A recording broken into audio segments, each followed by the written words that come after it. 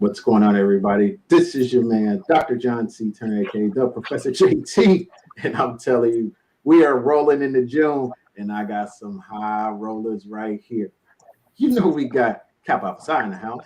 Oh my God, Dr. Brian Malone. But I'm telling you, you got to save the best for last. I got some ladies of Delta, Sigma, Theta, doctors out here. Dr. Tiffany McBride, Dr. Tiffany Reed. Hold on now. How you get two Deltas, two Tiffany's, and two doctors? Y'all better stop now. Won't God do it? He's doing it tonight. I am excited to have them on. So we're going to let them introduce themselves. Once again, this is the Doc Chat with your man, Dr. John C. Turner, aka the Professor JT. If you have a doctorate degree, if you're in a doctorate program, let us know a little bit about yourself. Say hello to these great folks. We're going to start with my great friend at Indiana State University, Dr. Tiffany Reed. Tell us a little bit about yourself. Welcome to the Doc Chat.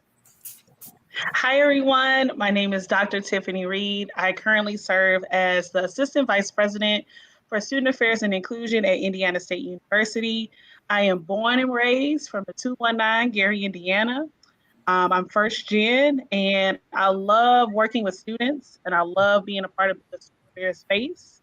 But most importantly, I love being a Black woman in the higher ed space, really representing GA space. So that's a little bit about it. Awesome. And you got your doctorate from where? I got my doctorate from Maryville University in St. Louis. Under my dissertation chair is Dr. Robin Grabing, and my dissertation title was Spilling the Tea, Black Racial Identity Development in Sister Schools. I love it. Absolutely love it. We want to say good morning to Dr. Tiffany McBride joining us from Spain, y'all. From Spain. Yes. I'm telling you, the Doc Chat's going international.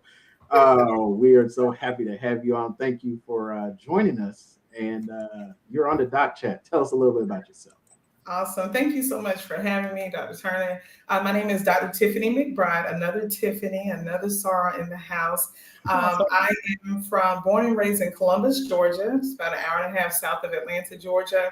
I graduated just recently, a few weeks ago, with my PhD. I finished defending in December from Mercer University in Atlanta, Georgia, by way of Macon, Georgia. And my dissertation title was You're on Mute, the communicative experiences of African-American female faculty on the inside and outside of the academic ivory tower.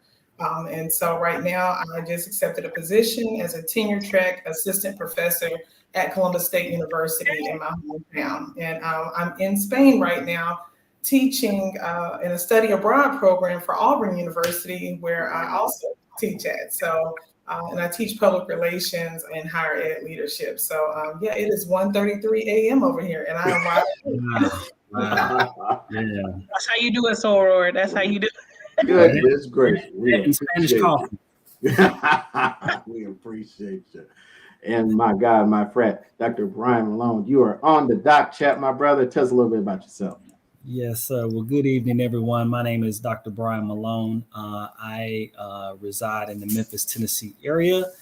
I am in the corporate space as a HR advisor for FedEx, but I also am a leadership coach.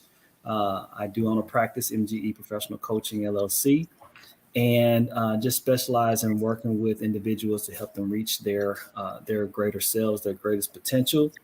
And I earned my PhD from Capella University. My degree was in business management with a specialization in leadership. My dissertation was on the relationship between transformational leadership and organizational learning among US-based managers. And again, I'm from the Memphis, Tennessee area, born and raised, still here with my wife and our 4 children. And that's it about me. We appreciate you, brother. We appreciate you. They checking in already. Checking in. We appreciate you. Dr. James, one of my wonderful friends from the Doc Chat. We appreciate showing the love because we know that Doc Chat is a vibe out here. I know this guy. My God, Dr. Harris, welcome.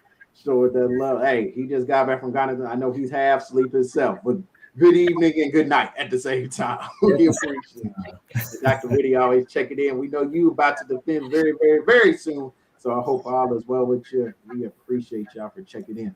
So on the Doc Chat, of course, if you've never watched this before, we go over the doctoral journeys of these great individuals, and we're not going to waste no time. We're going to jump right into it. So, Dr. Reed, what made you say, I want to go get a doctorate? Whew.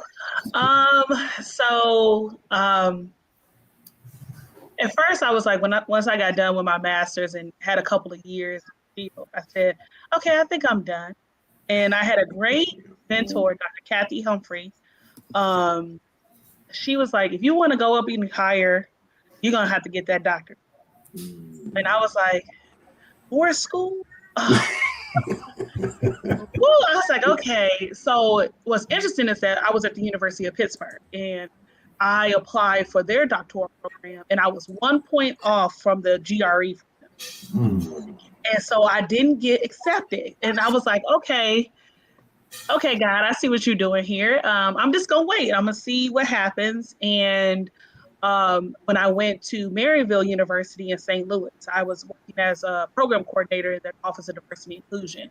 And it was so many great people speaking about their higher education program. So I have my EDD.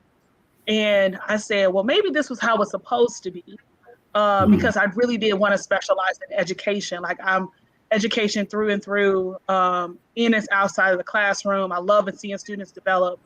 And when I saw how intentional the program was, like it was a cohort style. So I was on ground. Yeah. I know, it was 7 of us. We named our group like completion, because 7 completion. We was like, we're going to complete this degree one way or another. But I think it was also seeing that majority of my cohort looked like me. So 4 of us were Black doctors and other 3 were 3 white women. But 2 white women and 1 person who was international Indian descent. And it was, to me, that just really made it even more why I wanted to do the doctorate degree, because I saw people that looked like me in and outside of the classroom. I was seeing how they were bringing in even more cohorts previously that were more diverse. But it was more so I was like, okay, and a majority of my cohort was first gen. So I'm a first gen, college student, college undergraduate, master's, and now doctorate. But mostly it ties back to family. Okay. Every time, every degree that I got, I was like, okay, I'm really creating this footprint and this legacy for my nieces, for my family, especially my grandma. I remember her seeing me when I got my undergrad degree. So it was like, okay, I can really put forth an effort of like saying, okay, I'm gonna get the highest degree possible. So I ain't gotta go back to school. Yeah. And but most importantly, it was really to dispel any stigmas about kids who come out of Gary, Indiana. We're more than Michael Jackson. That I could really do it, and be first gen and doing it. But that was why I went and got my doctorate, was because of my family. And I just felt even more welcomed, and just the spirit led me to that program. It was very, very supportive, very family oriented. That's awesome. That's awesome. Dr. McBride, I can't wait to hear from you. They want to hear from the doc out there in Spain right now. What led you to get that doctorate degree? So a couple things, and I'm with my sister and Sarah, Dr. Reed, and that GRE can be something else. I had managed to get away with not taking it until my doctoral program. So I have 2 master's degrees. I've been working in education for 15 years and working in different aspects. I started off as an English teacher in high school. I was like, you know what? After a year and a half, I can't do it. I'm not breaking up fights anymore. You know what? Let me just try higher ed. And not to say anything is wrong with K through 12, but it just was not my jam. And so I started working in the for-profit industry for a lot of the schools like University of Phoenix, Virginia College, those types of schools. I'm doing everything from admissions to an assistant dean to career services. And I like that aspect, but once I started to become an adjunct instructor, at one point in time, I was an adjunct at like 6 different colleges. And I was like, okay, what am I doing? Wow. Do I really want to teach in higher ed? And I loved it. And so to get to that next level, I would go and I got my MBA. And then it seemed like as soon as I got my MBA, everybody had one. And I was like, okay, I got to go back to So then I got a master's in strategic communications and public relations. And that opened up a different door. So I was like, you know what? Kind of back to what Dr. Reed was saying, if I keep going, what other doors would open for me? And to be honest, at GRE, I scored high English and writing. I love to write, clearly. We love to write. We completed a dissertation. But it was that math score, and I applied at Regent University. And I was like, I'm going to go there and get my PhD in communication. And I applied at Florida State University, didn't get in. And I'm like, I got 2 master's degrees, an undergrad. I make good grades. What's wrong with me? And I was like, you know what? Maybe it's not for me. I'll just work a regular corporate job in communications and teach part-time. And I had a mentor, a little short white lady who's now my chair of my department. And she's been my professor for the past 20 years. And, hindsight looking at it, she told me to apply other places and to not pigeonhole myself into trying to get a PhD in communication or education. She was like, you should look at leadership. You've been working in leadership and higher education. Why don't you look into that program and start researching what universities offer higher education leadership? I never thought about it. I just pigeonholed myself into one particular type of study. And so as I started looking at it, I found Mercer University. Shout out to my cohort member, Dr. Rivers. Stacy is on here. And I found that program to be so beneficial to what I was going through in life at the time, working multiple jobs. I started in 2018. Dr. Malone mentioned earlier, before we started the chat, that, during COVID, you really needed people to be behind you as a support system. And I am so grateful that I chose Mercer University because they did have a cohort system. And what sold me was the fact that you could complete your doctoral degree in 3.5 years, 11 to 12 semesters, but it was rigorous. And, I was like, okay, am I going to do this? But I would say as a tip, don't pigeonhole yourself into one type of degree program. I made sure that I had a diverse curriculum vitae and made sure that all of my degrees are different, but they're interconnected. And so at any given moment, I can go to university and I can teach a higher ed leadership course. I can teach an ed leadership course. I can teach public relations, public speaking. I can teach a business class, a marketing class, or anything else because I've diversified my educational resume. And so I think, if you're looking to get into the doctoral program, don't pigeonhole yourself into one thing that you just say, well, I've been doing this forever. Let me keep doing that. Look at other programs that may complement what you've done in previous programs. We love it. Absolutely love it. And they checking in from all over. We appreciate you, Dr. Ford, checking in from Arkansas. And my man, my frat, Dr. Young from Atlanta, doing great things. We appreciate you checking in, my brother. Now to my good frat, Dr. Malone. Man, what's up, man? What's up? We here. We here in the doc chat, my guy. We here. Oh, man. Happy to be here. Happy to be here. What led you, Dr. Malone, to say, I got to go get that doctor?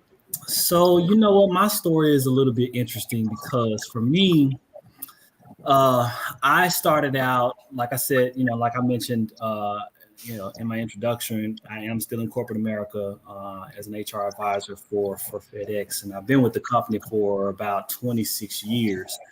I started out in the engineering space. That's where I got my undergrad in electronics engineering from the University of Memphis. Actually went on to complete my Master of Engineering Management from Christian Brothers there, and that was in 2005. And then I took a long hiatus of a break from school because I, like most people, when you're in corporate America, your desire is to climb the corporate ladder. I had aspirations of going into management and to make it to the title of either managing director or vice president one day. Okay. And then around, I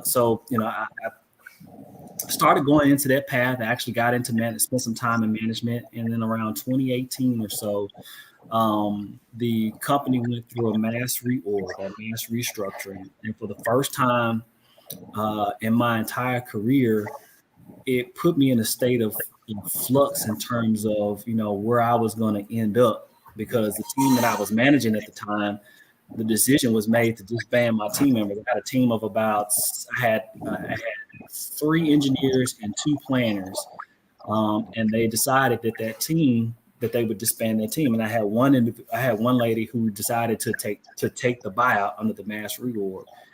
And so it left me kind of thinking about, okay, life after FedEx. And just kind of after some reflection and just some personal things that was going on at the time, I really started to shift more of my focus into, what my purpose is, and thinking about what I wanted to do after FedEx, and just kind of connecting the dots as far as like what my purpose is. And one of the things that I landed on was something that, that really inspired me from Kobe Bryant, as far as like, helping individuals become the best versions of themselves. And so, it really resonated with me.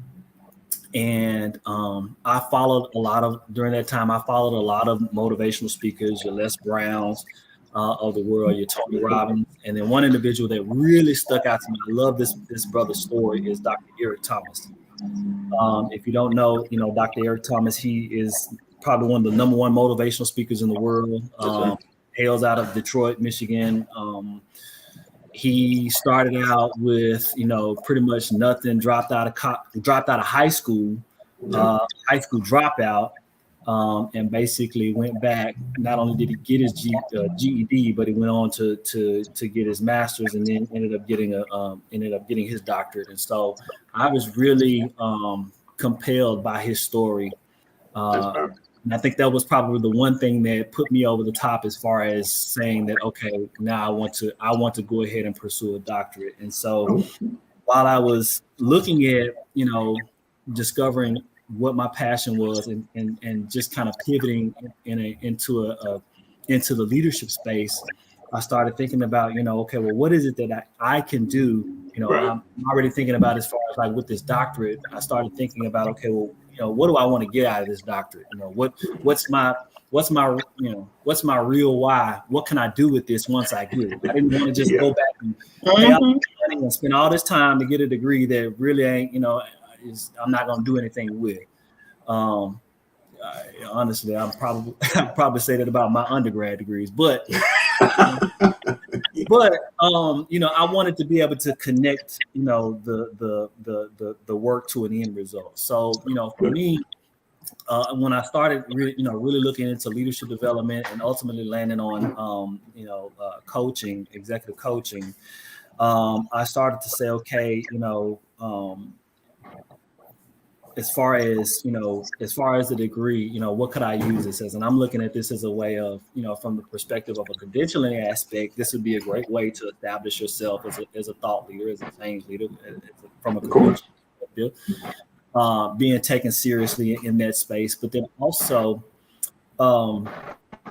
gosh, I lost my train of thought just then. You're all good, Doc. You're all good, dude. But just to, I know what I was going with it. But just, in actually selecting, which one should I do? Should I do a PhD, or should I do, a DBA? Which one should I choose? I chose the PhD route because I said, okay, well, I can always at some point, pick up an adjunct role, later on down the line, and use it, in that space as well. So I just kind of was thinking about, what I actually wanted to do with it, and, what purpose would it serve me in getting one before I actually do it. So I guess I would say, my tip to anyone that is considering a doctoral program is just thinking about, what the end result that you want to get out of that. Because like I said, it's a lot of time invested, money invested.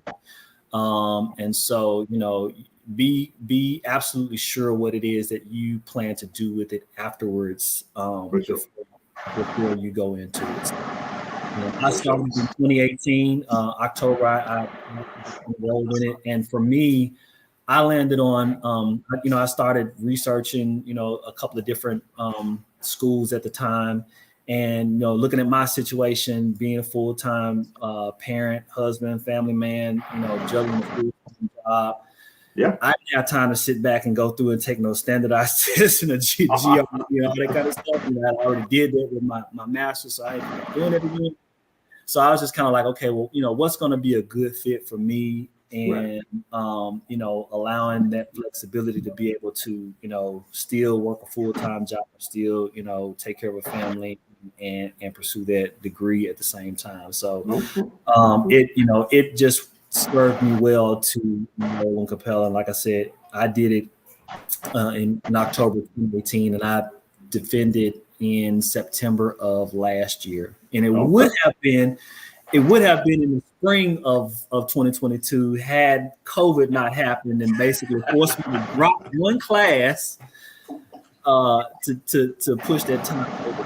But nevertheless, I was able to get it. And like I said, one of the things that I set out to do in obtaining it was to be an example to my kids that, hey, that, if you put your mind to it, you put the work in, anything is possible. It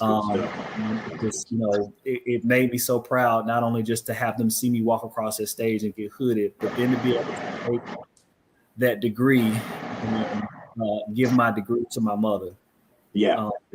She has my high school diploma. She has my bachelor's degree. She has my master's degree, and now she has my doctorate. So I told her the trifecta is completed. So I don't know if I'm bringing anything else home to you. We love it. We love it. And we got a shout out my good friend, Dr. Sanders. She's a Capella grad. She's been on the doc check, doing great things. Folks checking in from all over, and you better get you some cool points, Demetrius. Get you some cool points. Shout out to his wife tonight. We got folks checking in from all over, and I just appreciate it so very much. We're on the doc chat. Let us know where you're from. Let us know where you're checking us out at. We're gonna go back to good old Dr. Reed. We're gonna skip ahead a little bit. I need to know you getting to that finish line, your program, after you got into the program. Now you're getting to the end of the program. What were some of the things while you were in there that was kind of like, oh, this is wild? And then what were some of the things that got you to that finish line? I would definitely say for me, that got me to the finish line was, I love my cohort. I wouldn't have made it through if it wasn't for the late night chats, the let's get our work done together, let's read each other's chapters. So I'll be remiss if I don't give a shout out to Dr. Benjel Bailey, Dr. Candace Hall, Dr. Nikki Brown, Dr. Rhonda Pugh, Dr. Charbella, like all of them, they just played such a huge, and Dr. Lori Burke, they all just did such a great job of being a family-oriented perspective. We all had completely different topics. And we weren't at this space of like competing against one another or comparing. Like that's the one thing I can say about the biggest tip is finding a program where, it's though we were all like we were cheering each other on. So when someone else, did a great job and they got their IRB approved, we was like, yes, we got our IRB approved.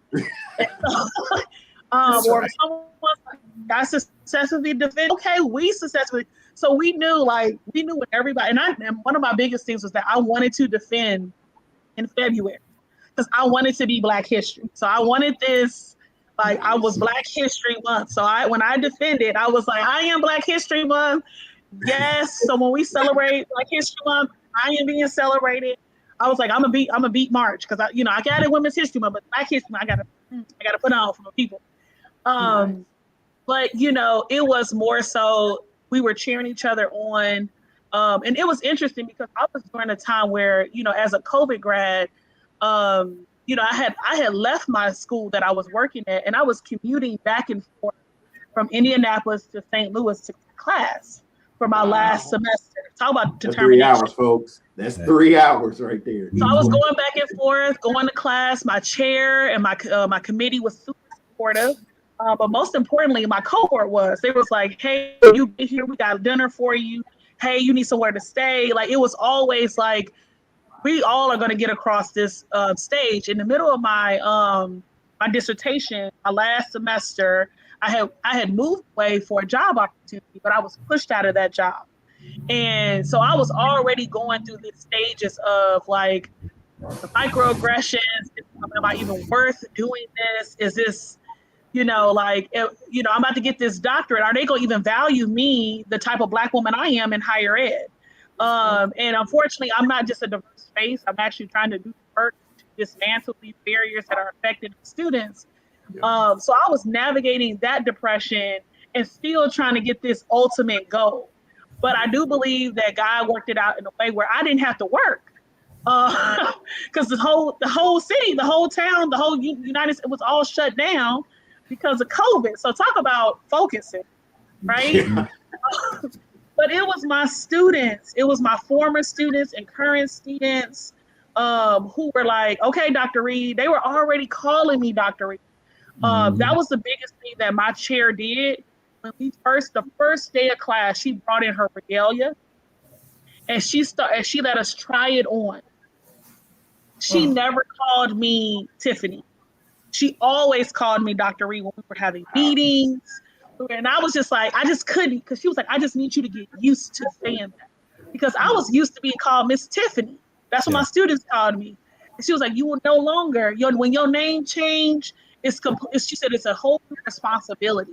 And I would never forget when I defended, it was a room full of my family, my nieces who was like 5 and 8, and they were just sitting there, and it was all these Black women in the room, my friends. And I was, because my dissertation was deeply rooted in, having sister circles at predominantly white institutions, and how it's this Black girl magic really climbing this Black girl mountain at the same time. So I felt like I was my own dissertation and so it was liberating. Yeah. And I remember they said, you had 25 minutes. I ain't never talked that fast. And when I got done, I was just like, she's like, you did a great job. I was like, okay, let me get these edits and let's keep it moving, because but it was in that moment, I still get choked up, because it was like watching my family, watching my friends, people who were truly rooting for you, because no one understands what it's like that, you're trying to meet these requirements. You also working full time. You're still catering to your students. You're still trying to be a good sister, a good partner. You're trying to do all these things. But this one piece of paper, paper, and that's how, like, my chair used to always say, it's just a paper. And she would make it feel like it's so small.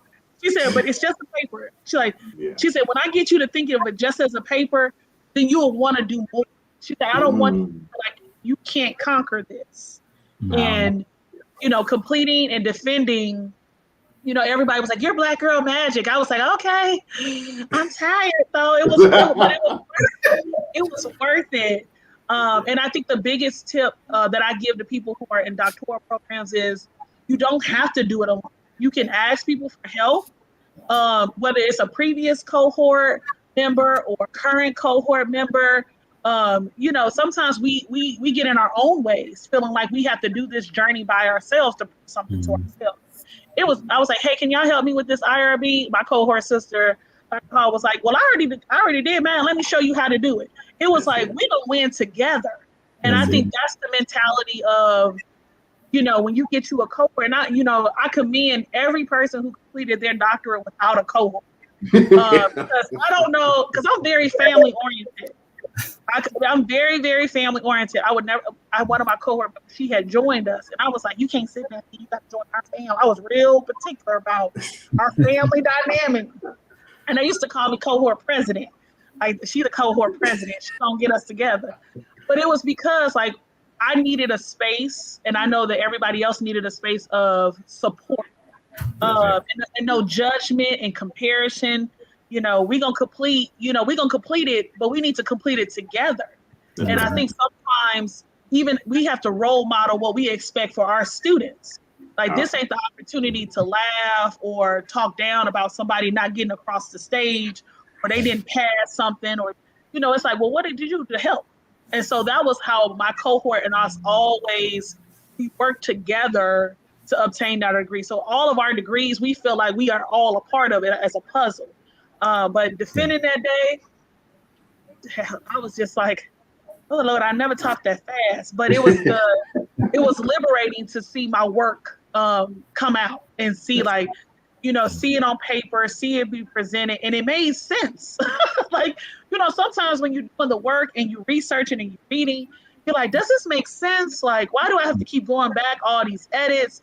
But seeing it come all, full fruition, it was just like, all those doubts and imposter syndrome, because it was all worth it. It was all worth it. But I would definitely say getting to the end, and re-identifying yourself, because I've spent 3.5 years as a doctoral student. Right. So now when you're no longer a doctoral student, you like, then who am I now? Because typically you meet people, you're like, oh, I'm a doctoral student, I'm a doctoral candidate. And that's different when you're in the roots of getting it done. So you have to reestablish yourself as, who is Dr. Reed? Who is Dr. Reed going to be? Because I don't let nobody call me Tiffany now. No, when I say, my students be like, what you call her? Oh, no. That's Dr. Reed. You better put some respect on her name. But it's more so like 3 years and having the degree. Oh, shout out to Dr. Hibbler. That's my best friend. We're both COVID grads, but really having to reestablish a being Dr. Reed was, you were leaving behind the doctoral camp. You was leaving behind, being Miss Tiffany, and you become a whole different person. And I hate to say that you become a different person, because now you are less than 1% of Black doctorates.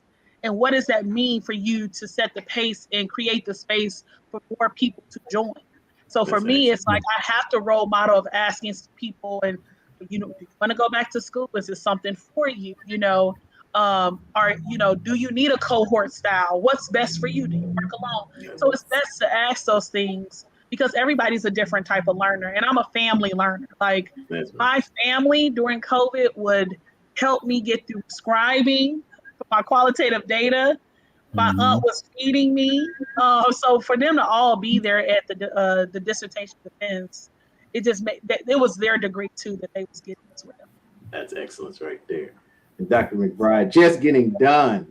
What did it mean to get to that point? Because it's still fresh on you. I don't even think they've signed your dissertation and bound it yet. But you're it's bound. I got it right before I came to Spain, and I will say very similar sentiments with Dr. Reed.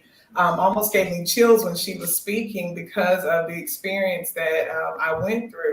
I had the most amazing cohort, and I know everybody says that, but when you get into that type of model and that type of family, like Dr. Reed said, where people are supportive of you, and I see your comment, Dr. Young, not everybody in a cohort model is supportive. You can get thrown into a cohort and some people are for you, and when we were in a qualitative statistics class, I'll never forget, some people were doing their own thing, but it was a group of us. And, we had a very supportive cohort, all different mixed races and diverse people. But we had a nucleus of African Americans in our cohort. And we decided together on the first day that we would not let not one single one of us fall to, to fail or anything of that nature. And 5 of us just walked across the stage 2 weeks ago. Wow. Our last 2 in that nucleus of African American students. And those last 2 are almost at the finish line. It was like no Black person left behind. And I can say that transparently, because what we have to go through as African Americans in our doctoral program is a lot different than what some of our other peers go through. And that's just being, in all honesty. And so I will say my cohort, those African-American students, candidates who are now doctors, one of my sisters is on here right now, Dr. Stacey Rivers, Dr. Brittany Bellamy, Dr. Darius Freeman, Dr. Sean Lee. We stood by each other and we was like, we're going to defend, and we're walking in May. It was like a no, it's like a no, we're doing it. We don't care, come hell or high water. We have to finish. We have to walk in, and we did. And we have the most amazing picture that we took, because it symbolizes the struggle. I mean, we went through a lot. People lost different family members. I lost both of my in-laws during my PhD program to COVID. My husband is only child. His parents both passed 4 weeks apart from each other. My dissertation chair, my professors were like, hey, we understand, take a break. And I was like, I can't take a break. I need to do this. This is going to help me heal. And my husband was very supportive. My cohort, they sent food to the house. I had COVID. My husband had COVID. His parents passed. They made sure that I had everything that I needed to continue that program. You can't, that's priceless. You can't pay for this type of support. And so I will say, you know, at the completion of my doctoral program, one of my classmates defended in September. One was in July, one was in September. I defended December. The other one was February, the other one was March. We had a plan and we stuck to that plan because we knew that, like Dr. Reed said, going back to that 1%, we can do this, but you have to have mindset to do that, because some people, you know, and we had some along the way, they just fallen by the wayside. Said, you know what, I'll come back. That's cool. You have to do what's best for you, and there's no judgment. You know, some of us work quicker than others, and that's the beauty of a doctoral program, is that, you know, going back to what Dr. Reed said, you drive some gems, sis. Everybody is in their own different lane. You cannot have this comparative analysis with other people in your cohort thinking, well, she defended in September. I haven't even got my IRB yet. I must be behind. Something's wrong with me. There's nothing wrong with you. Life happens. I mean, life happened to me, and I was like, I was supposed to walk in 2022. And I'm like, girl, your in-laws passed away. You changed jobs. And all while I was going through my doctoral journey, I was a full-time lecturer and a part-time instructor at 2 other universities. I had 3 jobs, navigating life, navigating helping my husband to deal with grief, navigating my own grief. And then once you finish, you have imposter syndrome. It's like, okay, well, who am I now? I've been Professor McBride, I've been Mrs. McBride. You know, I have a cup that a friend gave me and said, an aunt gave me and said, Miss, Mrs., and now Dr. McBride. I'm like, I've been all of these things, and now to hear, you know, your name, it's like, oh, Dr. McBride. And my students, when they arrived here today in Spain, they said, hi, Dr. McBride, it's good to see you. I said, Lord, this sounds good. Because you know, once you've gone through all of that and the years of going through so many transitions, because people don't tell you at the beginning of a program the thoughts of depression, the thoughts of, am I good enough? When you have some professors that say, well, I know you got 2 master's degrees, but you know, I need you to edit this paper because it's not up to my. I know I'm smart. But then you have those professors, and one of my professors happened to be on my committee, and she's a Sarah, Dr. Reed, and Dr. Olivia Boggs, and she called us from the first day she met all of us in class by our names, Dr. McBride. Dr. McBride, how are you doing this morning? Now, this is our first semester. Wow. And we were blessed to have lunch with her last week.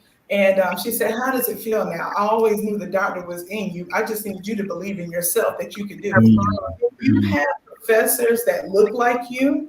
When you have professors that don't look like you, I had another professor on my committee, white female, and she's an ally. And she said, your research on Black women faculty at white institutions is important. You are muted. And I played on being muted. You know, we were on Zoom during COVID, and we would always say, are you on mute? And I said, you know what, as a Black female faculty member at a white institution, sometimes we are on mute. Sometimes we're on mute while we're in a dissertation program. We may not feel as if we're heard. And that goes for our African-American men and women. So I would say in completing this program, some tips is don't have that imposter syndrome. It's going to happen naturally.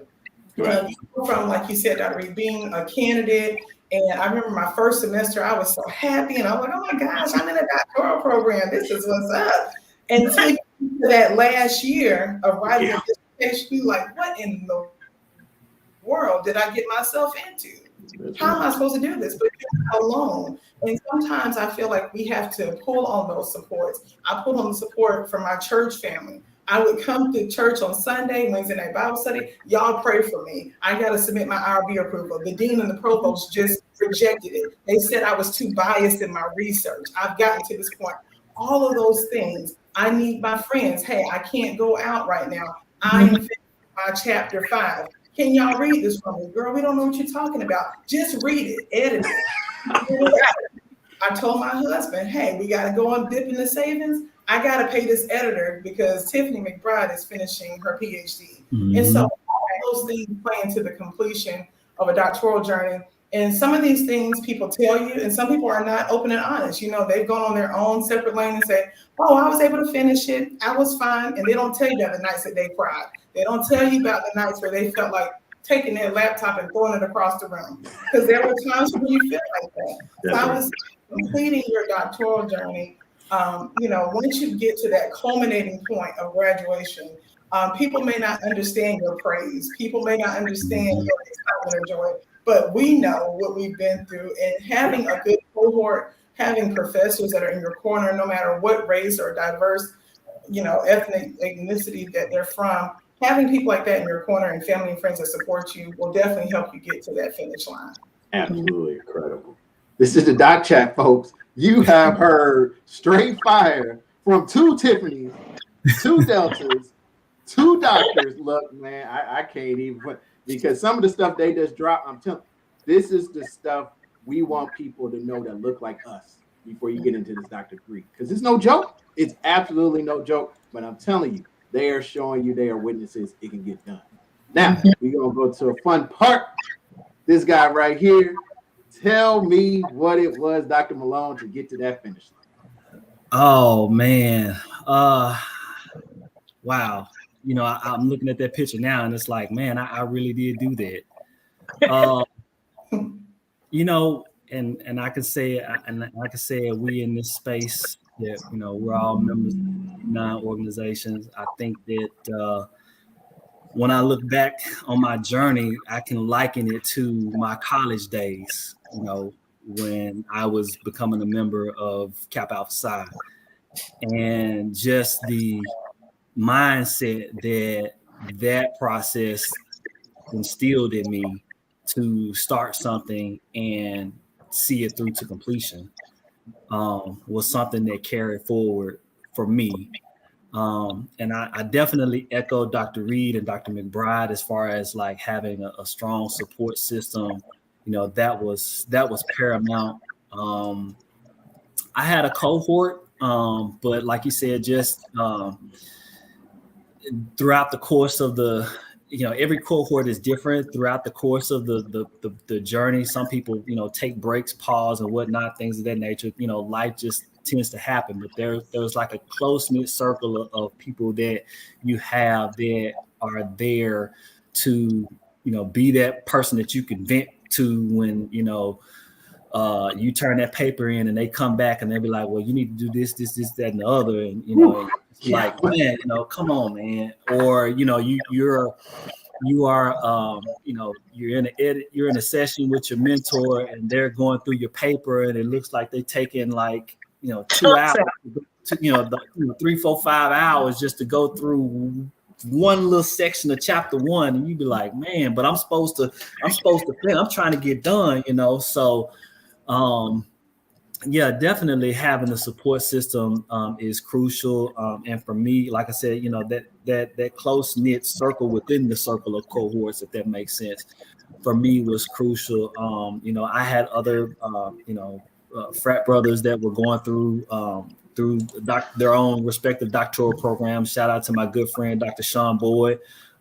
He completed his doctorate from Trevecca University just this past last year, not 2021.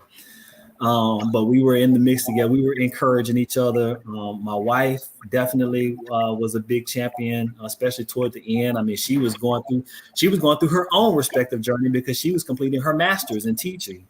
And so at one point in time, we were both going through the same, we were both going through a period of just, you know, she's doing her program, I'm doing my program. And so how are we going to support each other and still, you know, make things work in the household? And so, you know, shout out to her for the support that she provided. And just, you know,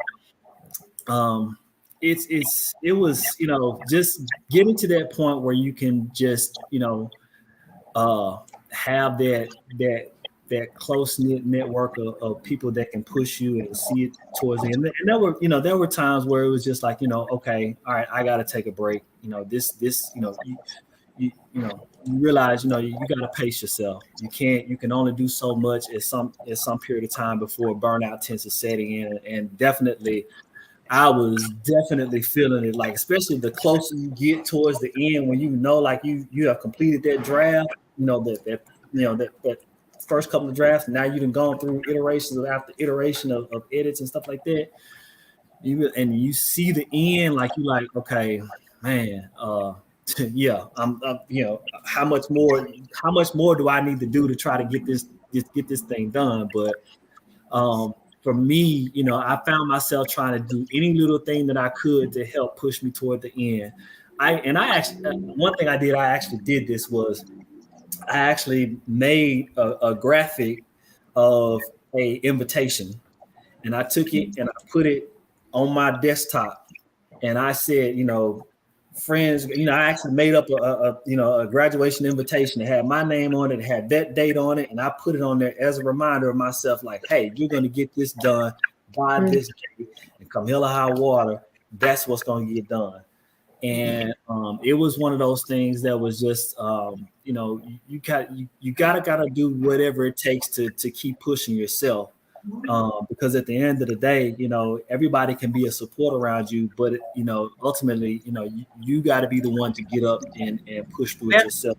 Even when it's going to be nights where you're going to be up to 1, 2, and 3 o'clock in the morning, and still got to turn around and get up, and go to work the next day. And then one thing that I'll say was a big tip for me. I sat down and I had a conversation with one of my professors when I was starting out, when I was trying to pick a topic, and he was like, when you're just going through the doctoral program, don't feel like you need to have that groundbreaking research that's going to solve the cure for cancer. That's true. Don't say the world. Don't try to say the world. Don't try to save the world. Wait until after you finish, and then do that groundbreaking research. And so, I think a lot of us, kind of fall into the trap of thinking that, hey, oh, I got an idea for this great topic. It's going to be this. I'm really passionate about it. I can't wait to get it going. Man, I think I probably changed topics maybe about 2 or 3 times before I finally ended on something that, that got approved. And I was just kind of like, okay, let me just go by the guidelines and follow this, and so I can get it approved. And so, I took those words of wisdom and just kind of, ran with it from there. But, don't feel like you have to, don't feel like you have to find that groundbreaking study first as your topic. Go ahead and do what you need to do to get those letters, and then if you want to go back and do some some research work, in the thing that you're passionate about, then you can go pursue that. That's excellent. Absolutely. I'm telling you, the dimes are dropping right here, folks. It is incredible. Absolutely incredible. We appreciate you all checking out the doc chat. Dr. McBride, Dr. Malone, and Dr. Reed, 2 Deltas, 2 Kappas, all doctors. It's all gravy, baby. Now let's go to the great Dr. McBride, just getting done. How does it feel? What are your thoughts even right now as you're looking at these pictures? Man, I took those pictures in March of this year. I bought, kind of like how Dr. Malone wrote out everything, I purchased, I had an Amazon wish list and an Etsy wish list of things I wanted that had Dr. Tiffany McBride on it, and I manifested that thing. My mother, Dr. Sharon Billings, she bought me a custom purse that said Dr. Tiffany McBride in 2019. I said, Mama, don't jinx me. I'm not done yet. I hadn't even gotten halfway. And my mom is a pastor, and she said, I'm not jinxing you. God has already done it. You just have to walk in it. And I let that thing sit on my desk at work. I made a vision board, and my vision board had that I would be a doctor by the time I was 37 years old. I would be a doctor by my birthday this year, which is on Valentine's Day. And I put the prayer that she had in that purse. And I wouldn't take the purse out of the gift bag. I said, I don't want to, even jinx myself. And I put it in the bag and I said, God, from my mother's mouth to your ears, let it be so. Yeah. And so just looking at these pictures, it's just a manifestation of God's favor and God's. And so when you think about it and all of the things that you've gone through, my faith got me there. And you'll see all of the colleges that I went through. And I told my mom, I said, hey, this is your Mother's Day gift. I'm done with school. Sis, we are done. But looking at, the stole that I got made, I'm grateful. This was an experience that was not easy at times. This was an experience where at many times I knew I was going to finish, but I just didn't know how. And it's not a thing where I was going to give up or throw in the towel, but it was, how am I going to get through this? And here I am today. So God is good. That's all I can say. Absolutely. Excellent right there. I mean, if you're going to do Delta, I guess you got to do it big time with Dr. Reed. We might not be able to get to the video tonight, but boy, she gave me a smorgasbord of photos here. So she did her thing, and she's done it so well. What was it? And kind of tell us your story, because of course you talked about you didn't have the formal graduation, but your soror stepped up and saved the day. Yeah, so they gave us like a virtual graduation, and as I was saying, it was heartfelt. Our families were able to tune in, and they said our name. It was like a little certificate on the screen. It was Zoom, but it wasn't the same. And so I said, you know what? Am I ever going to get hooded? We never. So that picture right there with me, that's me on the back of my apartment patio right after my virtual graduation.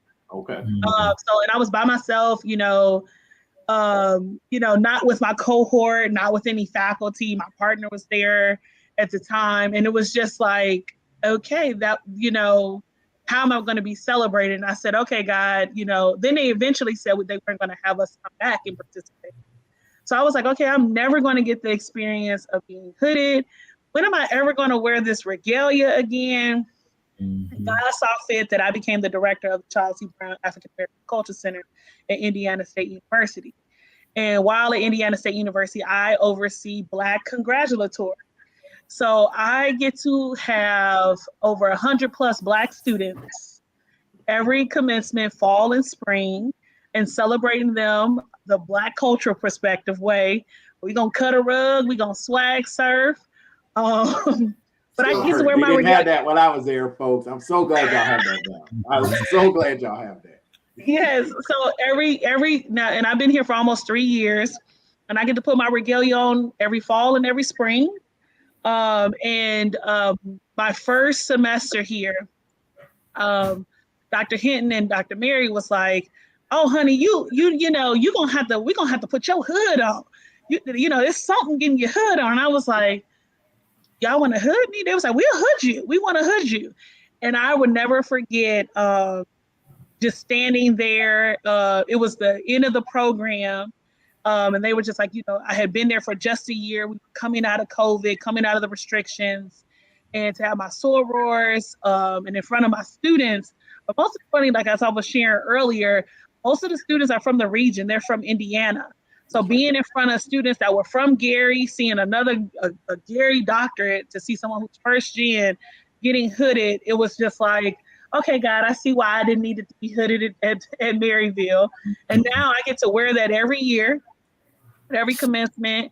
And I get to stand up there with other amazing Black doctors. Shout out to my sis, Azizi Arrington Slocum and Dr. Slocum.